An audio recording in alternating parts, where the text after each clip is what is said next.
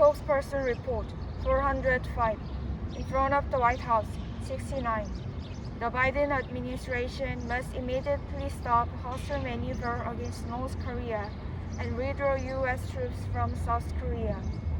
First, on the 5th, the U.S. State Department made a reckless remark that we will document and preserve information on abuses and violations in North Korea. It is the same purpose as the West Germany isolated East Germany from the international community in the name of collecting human rights violation cases in the past. In this sense, the ulterior motive of the U.S. is confirmed that the U.S. is trying to overturn the regime of the North Korea. The U.S. Department of State mentioned, "We are reviewing the policy against North Korea, and the new approach toward North Korea is totally different from the previous."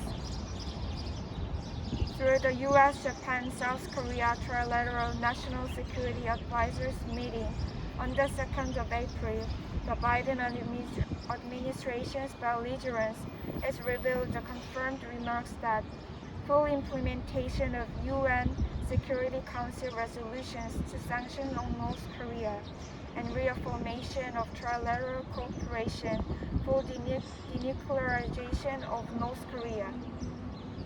Second, the provocation of human rights is the hostile maneuver against North Korea and forms a part of the U.S. imperialist hegemony strategy. The Biden administration is trying to make an all-out nuclear maneuver against North Korea, reinforcing imperialist military alliance and misleading the North Korea self-defense as a global threat. At the same time, it is conducting maneuver of isolation and squeezing against North Korea with the crafty North Korean human rights game. There is no other reason why North Korea defines the Biden government's human rights provocation as an act of aggression. The hypocrisy of the U.S. administration is verified through the report on human rights violations in the U.S. in 2020 issued by China. The report points out the issues of U.S., such as the loss of control of COVID-19, the confusion caused by the U.S. colonialism, racism, and weakening of minorities of circumstances, social instability, injustice due to the gap between the rich and the poor, and the violation of international order. Third, the stationing of U.S. troops in South Korea proves that the U.S. is a serious human rights abuser. Our nation is unable to escape from the crisis of war for a single moment by the U.S. troops in South Korea.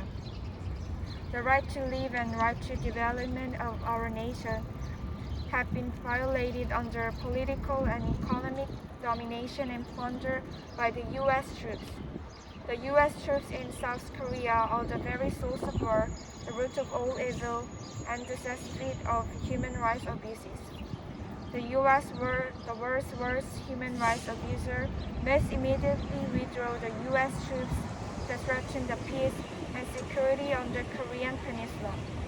It is inevitable that a decisive anti-U.S. uprising of our people against a hostile policy towards North Korea and the imperialist hegemony strategy of the U.S. and human rights violation on our nation and people would rise up. April 8, 2021, in front of the White House, Washington, D.C., Spokesperson for Office of the People's Democracy Party.